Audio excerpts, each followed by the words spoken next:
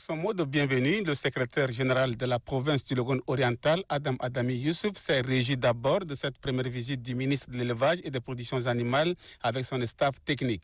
Présentant la carte postale de la province à son hôte, Adam Adami Youssouf a relevé que comparativement aux autres provinces, la province du Logone oriental n'a pas beaucoup enregistré les cas de conflits liés à l'accès aux ressources naturelles. Le ministre de l'élevage, Dr Abderrahim Awad Atteib, a indiqué aux représentants des éleveurs et agriculteurs ainsi que les autorités administratives que le vœu le plus cher des autorités de transition, c'est de ramener la paix. Il ne faut pas qu'on attende à ce que quelqu'un ou bien une entité vienne dire que je vais faire la sensibilisation. Non, ce n'est pas seulement le gouvernement qui va faire cette sensibilisation-là. Moins encore le ministère de l'Agriculture ou bien celui de l'élevage. Non.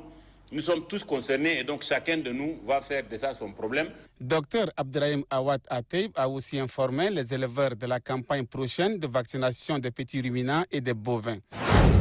Cette journée d'information, de sensibilisation, de concertation pour la mise en place de cadres de dialogue valant le lancement du projet intitulé « Renforcement des capacités des acteurs de la société civile en matière de plaidoyer pour une bonne gouvernance ». Le maire de la commune de Faya et la présidente pays de la CELIAF, Antin Duborkou, ont rassuré l'assise que ce projet est à saluer. Pour la secrétaire générale nationale adjointe de la CELIAF, Madame Amina Koulengar, d'informer que ce projet financé par l'Union européenne pour une durée de 11 mois se fixe pour objectif primordial de contribuer à la bonne gouvernance et au développement local. Elle a par ailleurs souligné qu'il y aura d'autres séries d'activités sur les différentes thématiques basées sur les techniques de plaidoyer. Le gouverneur de la province du Borkou, Ahmad Kardayou Hissène, ce projet s'inscrit dans la droite ligne de la politique du gouvernement de transition qui fait de la participation de la femme et des jeunes un puissant outil de bonne gouvernance, adressant ses sincères remerciements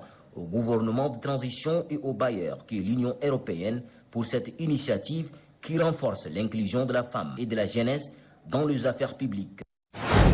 L'équipe d'Al-Mustaqbal a rencontré le gouverneur de la province Ubata, Jimta Dergon, pour l'édifier sur ses actes d'intervention. Créé en 2018 et reconnu comme ONG nationale, Al-Mustaqbal intervient dans le cadre de sécurité alimentaire, développement agricole, environnement, éducation, santé, eau, hygiène et assainissement. Au-delà, explique son directeur général Abdoulaye Beyin, les actions d'Al-Mustaqbal sont aussi en fonction des besoins des communautés. Le gouverneur de la province Ubata, Jimta Dergon, s'est félicité de l'arrivée de cette ONG nationale. S'il y a des interventions des partenaires des ONG, c'est une très bonne chose. Donc, au cours de votre investigation, votre étude, n'hésitez pas à nous poser des problèmes, des besoins que vous aurez. Le gouverneur n'a pas manqué de promettre de fournir les appuis et les soutiens nécessaires en termes de sécurité et de facilitation administrative pour cette ONG afin qu'elle puisse mener à bien son travail. Cette cérémonie marque la remise officielle des attestations de fin de formation aux lauréats des premières et deuxièmes promotions de l'école professionnelle des agents socio-sanitaires de Mongo. Le directeur administratif de l'EPASM, Isaka Hamid, a saisi cette opportunité marquant la clôture des activités académiques qui est pour lui satisfaisant, car ils ont mis les bouchées doubles pour le bon déroulement des activités de l'année académique 2020-2021.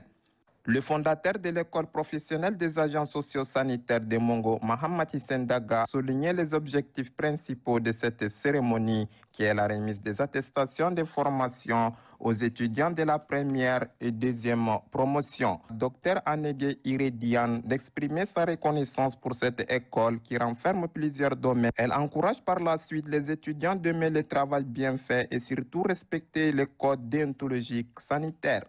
À l'issue de cette circonstance, plusieurs attestations ont été décernées aux lauréats. Signalons que c'est par la pose de la première pierre de l'école professionnelle des agents socio-sanitaires de Mongo, financée par les fondateurs, que la cérémonie a mis un terme.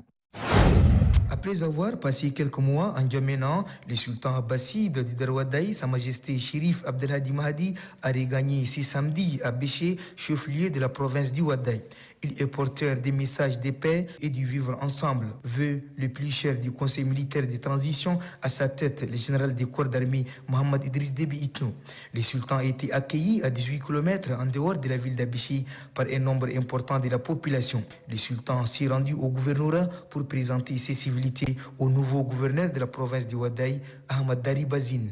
Après les civilités, le cap est mis au quartier Gozamir, là où attendait un grand nombre de la population venue suivre les messages. Dans son intervention, le sultan abbasside d'Idarwadaï, Chérif Abdelhadi Mahdi, appelle les Tchadiens à soutenir le conseil militaire de transition avant d'insister sur la cohabitation pacifique, le vivre ensemble et la préservation de la paix chèrement acquise.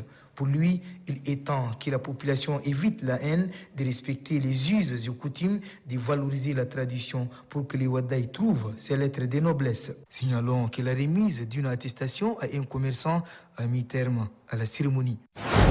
L'association La Plume pour la culture et le développement appuie la province du Chari-Bagirmi.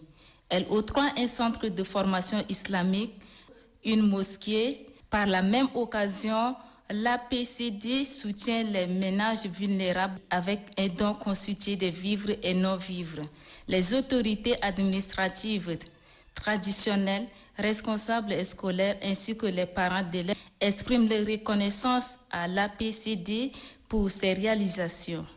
Le représentant de l'APCD, Daïrou Youssouf Sidiki, demande aux parents d'envoyer leurs enfants à l'école, plus particulièrement les filles du village du Diou.